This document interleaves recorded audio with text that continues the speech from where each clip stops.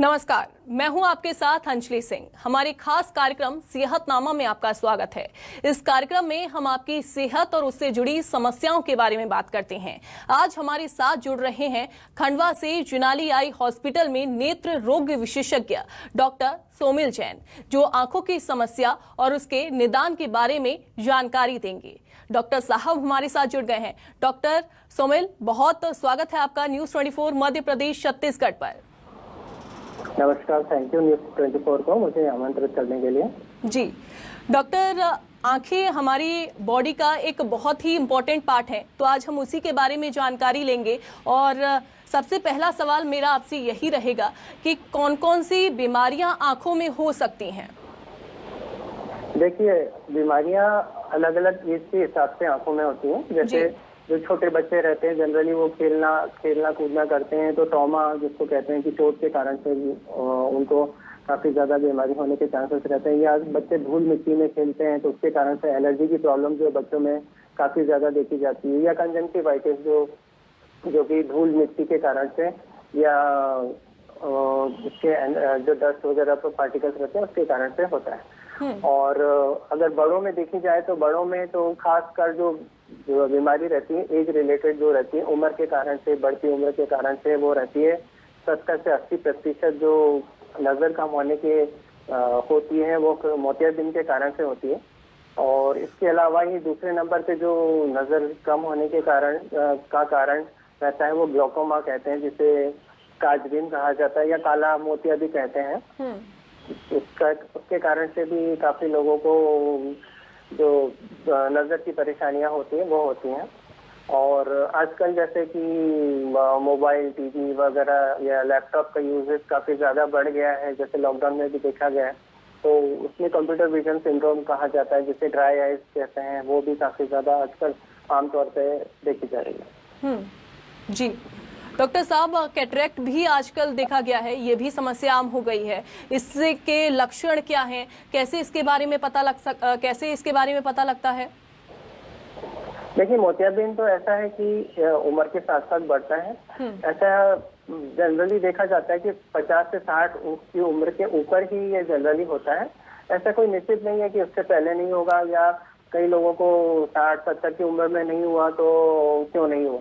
वो किसी भी एज ग्रुप में हो सकता है, पर्सन टू पर्सन वेरिएट करता है। उसमें सबसे मेन जो सिम्टम कहते हैं, जो लक्षण देखा जाता है वो होता है धुंधलापन, नजर का धुंधलापन होना। पेशेंट को जनरली ऐसा लगता है कि आंखों में धुंध छा गई है या धुआं लगने लग गया है, क्लियरिटी कम हो जाती है और दूर की नजर कम हो जाती है। ये सब लक्षण रहते हैं मोतियाबिंद के। जी डॉक्टर साहब, इसके इलाज क्या है? मोतियाबिंद का इलाज क्या है? मोतियाबिंद का एकमात्र इलाज तो ऑपरेशन ही है। बस इसको सही समय पर किया जाना चाहिए। जब बहुत ज्यादा मोतियाबिंद बढ़ने के बाद तक के लिए नहीं रुकना चाहिए। जब भी हमें ऐसा लगने लगे कि हाँ, देखने में कुछ परेशानी हो रही है या दूर का कम दिख रहा है या चश्मे से भी अभी आपको देखने में परेशानी हो रही है, तुरंत आप अपने डॉक्टर से संपर्क करें। और शुरुआती दौर में अगर मोतियाबिंद की पहचान हो जाती है डॉक्टर साहब, तो क्या ऑपरेशन से बचा जा सकता है? क्या दवाइयों से इसको ठीक किया जा सकता है? जी नहीं, अभी तक ऐसा कोई ड्रॉप हो गया या कोई मेडिसिन नहीं निकली है जिसके कारण से मोतियाबिंद को हम ठीक कर सकते हैं। मोतियाबिंद तो एक जैसे बाल सफेद होना, पकना, जो एक उम्र के साथ साथ होता है, उसी तरह से आंखों का जो लेंस रहता है वो सफेद पड़ जाता है। तो इसको रोका नहीं जा सकता, ना ही इसको किसी दवा मेडिसिन से ठीक किया जा सकता है। एकमात्र इलाज उसका ऑपरेशन ही होता है। ठीक है डॉक्टर साहब, बच्चों के बारे में अब मैं आपसे जानकारी लेना चाहूंगी, क्योंकि अक्सर ही मैंने बहुत सारे बच्चों को देखा है जो बहुत छोटी उम्र में ही स्पेक्स लगाना शुरू कर देते हैं, चश्मा लगाना शुरू कर देते हैं। किन कारणों की वजह से ही उनकी बचपन में ही आंखें खराब होना शुरू हो जाती हैं? क्या कोई बीमारी उनको होती है या कोई वीकनेस उनको हो जाती है जिस वजह से बचपन में ही उनकी आंखें खराब होना शुरू होती हैं? देखिए, ऐसा नहीं रहता है। जो बच्चों में चश्मा लगता है वो आंखों की बनावट ही ऐसी रहती है कि या तो मायोपिया या हाइपरमेट्रोपिया, दो चीज देखी जाती है। जो रिफ्रैक्टिव एरर्स बोलते हैं जिसको, या आंखों में जो चश्मे का नंबर आना रहता है वो जनरली ऐसा माँ बाप जरूर बोलते हैं बच्चों को कि अरे टीवी मत देखो, या इससे तुमको आंखें खराब हो गई, या इससे कम दिखने लगा, पर वो तो जेनेटिक रहता है या हेरिडिटरी रहता है, जिसके कारण से वो जन्म से ही आंखों की बनावट ऐसी रहती है कि जिसके कारण से चश्मे का नंबर लगता है। किसी को जल्दी लगता है बच्चों को, या किसी को लेट भी लगता है। तो यानी कि अगर बच्चे बचपन से ही टीवी देख रहे हैं, ज्यादा देख रहे हैं, तो क्या इसका प्रभाव आंखों पर नहीं पड़ता है? ये जेनेटिक कह सकते हैं कि जेनेटिक है? नहीं, ऐसा नहीं है कि बिल्कुल भी प्रभाव नहीं पड़ता। टीवी हो गया, मोबाइल हो गया, जो चीजें वो बच्चों को जैसा चश्मा लेट लगना चाहिए था वो जल्दी लग जाता है, क्योंकि आंखों की जो देखने की क्षमता या उससे आंखों पे ज्यादा जोर पड़ने के कारण से जो आंखें अकोमोडेट करके जो आंखें उस नंबर को एडजस्ट करके देख सकती थी, वो नहीं हो पाता। इसके कारण से जो चश्मा है वो बच्चों को जल्दी लगने लग जाता। क्या बच्चों में चश्मे का जो नंबर है वो उतर भी सकता है, या धीरे धीरे ये भी देखने को मिला है, या कई केसेस ऐसे भी आते हैं डॉक्टर साहब कि नंबर धीरे धीरे जैसे जैसे उम्र बढ़ती जाती है, नंबर का जो चश्मे का नंबर है वो भी बढ़ना शुरू हो जाता है? वो कौन से केसेस में होता है? देखिए, जो मैंने बताया आपको कि हाइपरमेट्रोपिया और मायोपिया। हाइपरमेट्रोपिया मतलब प्लस का नंबर। जनरली जो बच्चों में प्लस का नंबर रहता है वो एज के साथ कम होते जाता है, पर उसका उलट देखा जाए तो मायोपिया, जिसमें माइनस नंबर का जो चश्मा रहता है, वो एज के साथ बढ़ता ही बढ़ता है। और अगर जल्दी बच्चों को लग जाएगा नंबर तो फिर 20 जनरली वो 20 साल की उम्र तक बढ़ना बंद हो जाता है। तो तब तक फिर वो नंबर अगर जल्दी लग गया बच्चों को तो फिर वो बढ़ता है। कैसे पेरेंट्स इसकी पहचान करें कि बच्चों को दिखाई कम दे रहा है? बच्चे अगर नहीं बता पा रहे हैं अपने पेरेंट्स को कि उनको ये परेशानी आंखों में हो रही है, कैसे पेरेंट्स इसकी पहचान करें? क्योंकि कई बार ये भी देखने को मिला है कि उनकी आंखों से पानी भी आना शुरू हो जाता है, या आंखों में अन्य तकलीफ होना शुरू होती है। इसके लिए एक तो स्क्रीनिंग की जरूरत होती है। अगर बच्चा जैसे स्कूल में जाता है और टीचर्स इसको बहुत जल्दी आइडेंटिफाई कर पाती हैं कि हाँ, ये बच्चे को अगर पीछे से बैठा है तो वो चीजें या होमवर्क या जो बोर्ड पे लिखा है वो बराबर नोट डाउन नहीं कर पाता है। और या तो फिर हम घर में भी देख सकते हैं, जैसे पेरेंट्स उसको आइडेंटिफाई कर सकते हैं कि हाँ, बच्चा बार बार बोलने के बावजूद काफी ज्यादा आगे जाके टीवी देख रहा है, आगे जाके बैठ रहा है, या कोई भी किताब पढ़ रहा है तो बहुत नजदीक से लेके पढ़ रहा है। तो ये सब चीजें रहती हैं जिससे हम उसको आइडेंटिफाई कर सकते हैं। जी डॉक्टर साहब, एक कॉलर हमारे साथ भोपाल से रवि जुड़ गए हैं। रवि, अपना सवाल डॉक्टर साहब से पूछिए। हेलो जी, अपना सवाल पूछिए रवि। डॉक्टर साहब, मैं रवि बात कर रहा हूँ भोपाल से। मैं क्या थोड़ा सा जब अचानक से हवा ज्यादा तेज चलती तो मेरी आंखें लाल हो जाती है, किस कारण से होता है सर? नमस्कार रवि।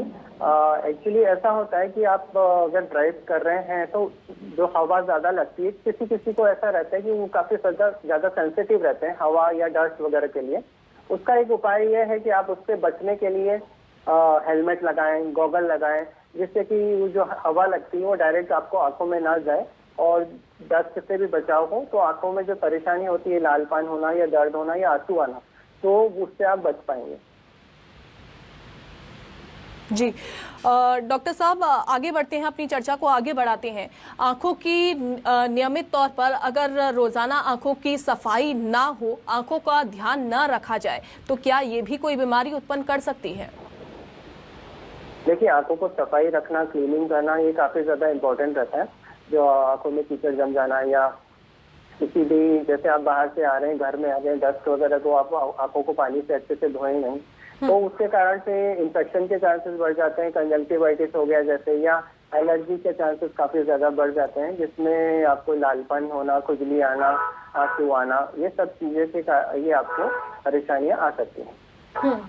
इसके अलावा डॉक्टर साहब, कौन कौन सी बीमारियां आंखों में हो सकती हैं? और साथ ही साथ ये भी देखने को मिला है कि आंखों में अन्य बीमारियां भी होती हैं जो बच्चों में होती हैं या फिर बुजुर्गों में भी देखने को मिली हैं। आंखों से पानी आना, आंखों में जलन होना शुरू हो जाना, या फिर कई बार बुजुर्ग होते हैं जो आंखों में आई ड्रॉप्स लगातार डालते रहते हैं। देखिए, जो बुजुर्ग रहते हैं उनको अगर अब कभी भी बिना डॉक्टर से कंसल्ट किए कोई भी किसी भी प्रकार का आई ड्रॉप्स हम नहीं डालना चाहिए जब तक डॉक्टर ने जितने समय के लिए उसे बोला गया है उतने समय ही डालना चाहिए। क्योंकि क्या होता है, कई बार स्टेरॉइड का यूज भी होता है, जैसे उसमें मेडिसिन के उसमें, तो वो स्टेरॉइड्स हो गए ये वो आपको हार्मफुल इफेक्ट डाल सकते हैं, जैसे कि कांच वगैरह होने के चांसेस हो सकते हैं। बुजुर्गों में एक तो आम आजकल डायबिटीज और हाइपरटेंशन जैसे शुगर और ब्लड प्रेशर बढ़ने की काफी ज्यादा केसेस होते हैं, आजकल देखने को मिलते हैं। तो इसका काफी ज्यादा प्रभाव आंखों पे, बुजुर्गों की आंखों पे पड़ता है। तो जिसको भी अगर शुगर या डिटेक्ट हुई है उसे हर साल कम से कम एक बार ऑप्थेल्मोलॉजिस्ट आई स्पेशलिस्ट से कंसल्ट करके अपने रेटिना का और पर्दे का चेकअप कराना चाहिए, अवश्य कराना चाहिए। ब्लड प्रेशर में भी इसी तरह रेगुलर आई चेकअप होते रहना चाहिए, क्योंकि उसके कारण से भी आंखों के पर्दे में खराबियां आती हैं। जी डॉक्टर साहब, अगर लगातार लेंस लगा रहे हैं, लेंसेज के बारे में मैं आपसे जानना चाहूंगी, लेंस लगाना और स्पेक्स लगाना दोनों में फर्क क्या है, और साथ ही साथ क्या लेंस लगाना आंखों के लिए लाभदायक है, यूजफुल है? देखिए, ऐसा है, कॉन्टेक्ट लेंस भी एक अच्छा ऑप्शन होता है अगर उसको प्रॉपरली और टाइमली यूज किया जाए।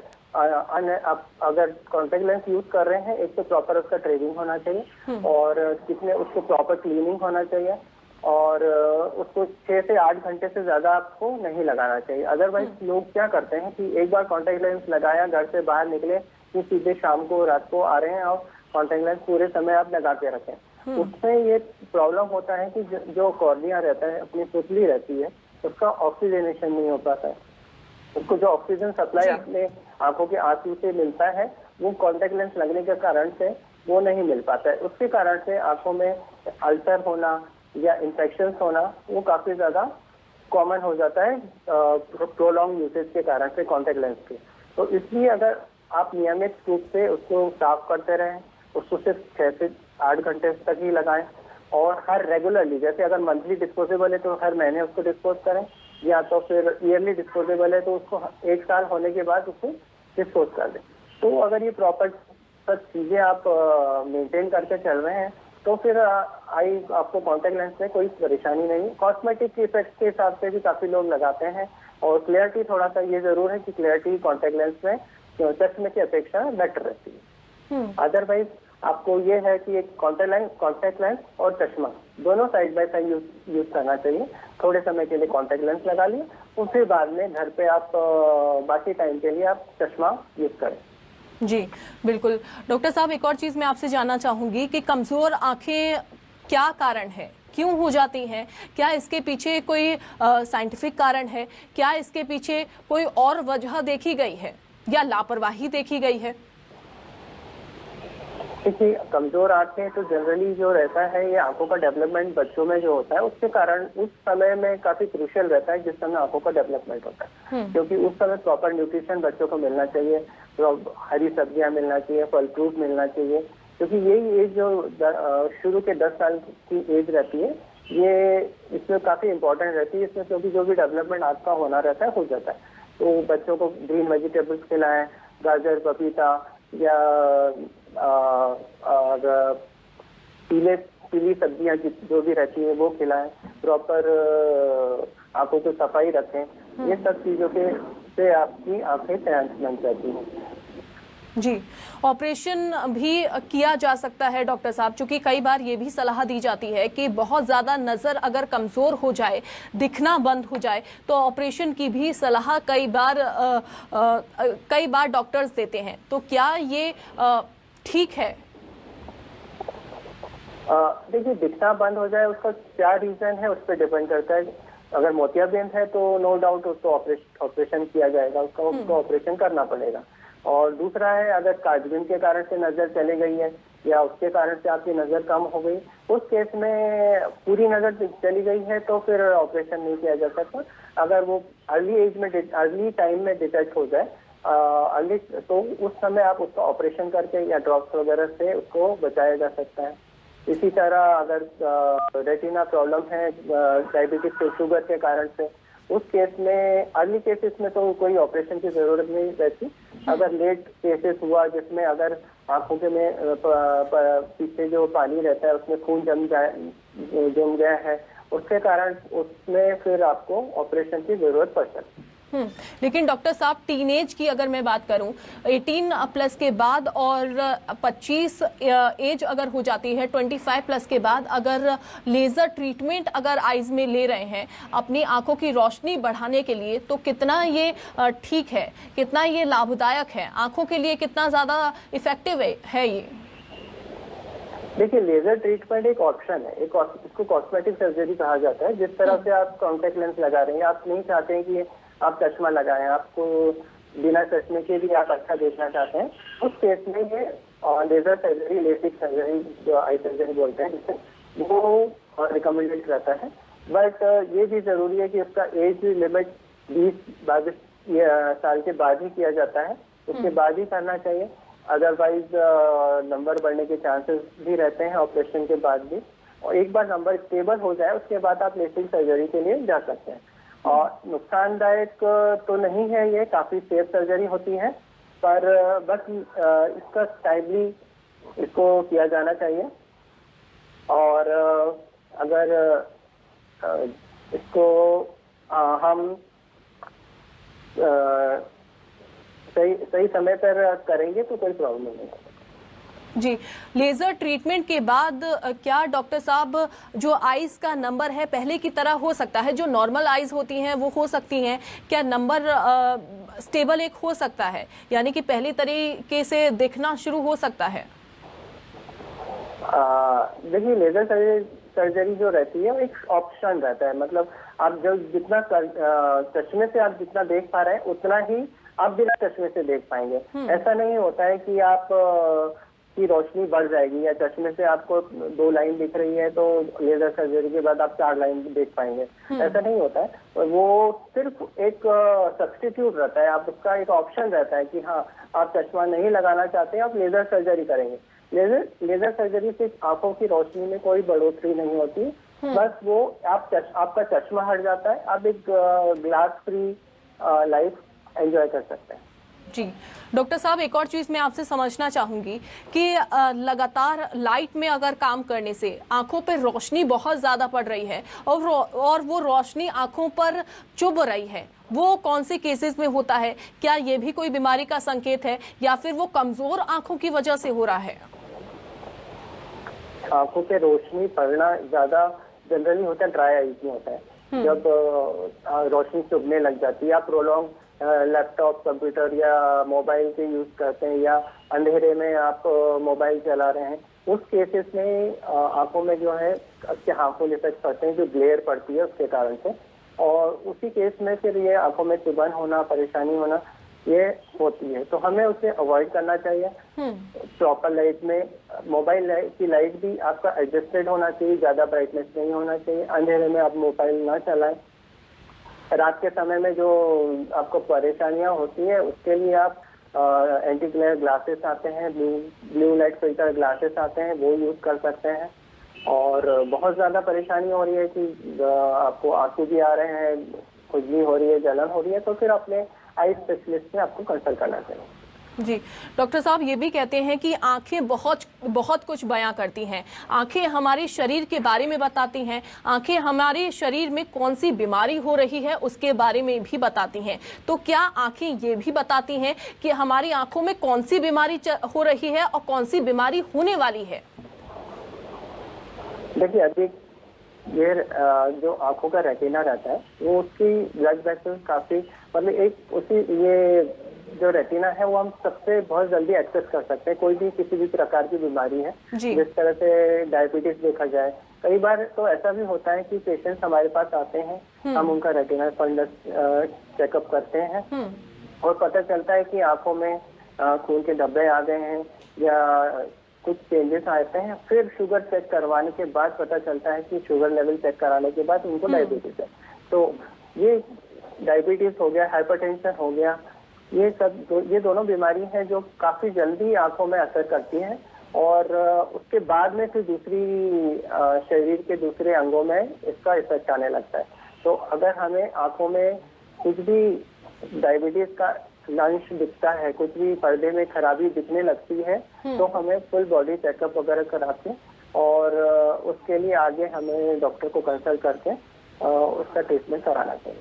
जी डॉक्टर साहब, आंखों का कनेक्शन सिर दर्द से भी है। अगर आंखें सही होंगी, आंखें स्वस्थ होंगी, तो सिर दर्द को भी कंट्रोल किस हद तक किया जा सकता है? आंखों के कारण से जो सरदर्द होने का परेशानी होती है, जनरली वो रिफ्लेक्टिव एरर, चश्मे के नंबर के कारण से होती है, या तो फिर आप बहुत ज्यादा प्रोलॉन्ग कुछ भी रीडिंग कर रहे हैं, राइटिंग कर रहे हैं, आंखों का ज्यादा यूसेज हो रहा है, उसके कारण से सर में भारीपन होना या सरदर्द होना, ये सब चीजें आपको हो सकती है। अगर ऐसा हो रहा है कि आप थोड़ा सा भी पढ़ रहे हैं या कुछ भी काम कर रहे हैं और आपको सरदर्द हो रहा है, उस केस में आपको आंखों की जांच कराना चाहिए। हो सकता है कि आपको चश्मे का नंबर हो, थोड़ा बहुत हो, उसके कारण से आपके जो सरदर्द है वो ठीक हो सकता है। जी डॉक्टर साहब, इसके अलावा अगर आंखों के आसपास स्वेलिंग हो गई है, आंखों में बहुत ज्यादा परेशानी हो रही है, आंखें पफी हो गई हैं, वो कौन से केसेस में होता है? अगर यंग की बात करें तो फिर उसमें जनरली अगर आपने ज्यादा देर आप लेट नाइट आप जाग गए हैं या आप वर्किंग ज्यादा हो गया, ओवर स्ट्रेस अगर आंखों पे पड़ रहा है, उस केस में पफीनेस बोलते हैं जिसे, जो स्वेलिंग है वो आंखों में आ सकती है। और ओल्ड एज केसेस में तो ये एक कॉमन थिंग है, क्योंकि स्किन, आंखों के आसपास की स्किन लूज हो जाती है, जिसके कारण से जो आई का फैट है वो बाहर आ जाता है। तो पफीनेस जो है या स्वेलिंग, वो परमानेंट स्वेलिंग रहती है और वो एक पैथोलॉजिकल नहीं, या जिसको कहते हैं कि वो बीमारी नहीं रहती है, वो एज रिलेटेड चेंजेस के कारण से होती है। जी, तो क्या कोई आई ड्रॉप डालकर पफीनेस को दूर किया जा सकता है डॉक्टर साहब? देखिए, यंग केस में तो ठीक है कि अगर कोई इन्फेक्शन है या किसी एलर्जी के कारण से वो पफीनेस आ रही है या स्ट्रेस के कारण से आ रही है, हम उसे ड्रॉप डाल के ठीक कर सकते हैं। बट ओल्ड केस में जो बुजुर्ग लोगों में जो पफीनेस रहती है, उस केस में ये इसे ठीक नहीं किया जा सकता। और पफीनेस कई बार जो यंग केस में है वो किडनी के कारण से जो होने वाली बीमारियां हो गए, ब्लड प्रेशर के कारण से होने वाली बीमारियों के भी संकेतक रहती है। अगर ऐसा हो रहा है तो हमें फिजिशियंस को कंसल्ट करके इसका चेकअप कराना चाहिए। जी बिल्कुल डॉक्टर साहब, अब मैं थोड़ा डाइट के बारे में आपसे जानकारी लेना चाहूंगी, क्योंकि अगर पेट स्वस्थ होता है तो वो आंखों पर भी बहुत असर डालता है। तो डाइट के बारे में जरा थोड़ा हमारे दर्शकों को बताइए। देखिए, आंखों से संबंधित डाइट अगर हम कहा जाए तो सबसे जरूरी रहता है ग्रीन वेजिटेबल, हरी सब्जियां, गाजर, पपीता, जो पीली या आम हो गया और अखरोट हो गया, ये सब चीजें जो हैं काफी ज्यादा जरूरी रहती हैं। ग्रीन वेजिटेबल्स में आपको विटामिन मिल जाते हैं, जो जैसे गाजर, पपीता, या जो नॉन वेजिटेरियन है उसमें एग ले लें, अंडा ले लें या मीट, फिश ले लें, वो उसमें ये विटामिन ए की मात्रा काफी ज्यादा रहती है। और उसी तरह से एक ओमेगा 3 फैटी एसिड की काफी ज्यादा जरूरी रहता है हमारी आंखों के लिए या ब्रेन डेवलपमेंट के लिए जी। वो भी नॉन वेजिटेरियन में देखा जाए तो फिश में काफी होता है। अगर वेजिटेरियन सोर्स देखा जाए तो ओमेगा 3 फैटी एसिड हम जिसे कहते हैं अलसी, अखरोट, इसमें काफी मात्रा, इसमें वेजिटेरियन डाइट में आपको मिल जाता है। ओमेगा 3 फैटी एसिड एक बहुत काफी इम्पोर्टेंट है आपकी आंखों में रूखापन या आंखों में जो ड्राइनेस आजकल काफी ज्यादा हो जाती है, उसके हिसाब से भी काफी ज्यादा इम्पोर्टेंट है। तो उस जिसमें जिन लोगों को जलन होना या आंखों में आंसू का बनना कम हो जाता है, उस केस में ओमेगा 3 फैटी एसिड के जो सप्लीमेंट्स हो गए, अगर आपके डाइट में इतना नहीं है तो फिर सप्लीमेंट्स लेके उसकी पूर्ति की जाती है। जी डॉक्टर साहब, समय हमारे पास बस इतना सा ही है। आपका बहुत शुक्रिया न्यूज़ 24 मध्य प्रदेश छत्तीसगढ़ को अपना कीमती समय देने के लिए। बहुत अच्छे तरीके से अपनी आंखों के बारे में सुंदर जानकारी दी और बहुत अच्छे तरीके से आपने समझाया कि कैसे आंखों का ख्याल रखना चाहिए। सेहतनामा में फिलहाल के लिए बस इतना ही, लेकिन बाकी खबरों के लिए आप देखते रहिए न्यूज़ 24 मध्य प्रदेश छत्तीसगढ़।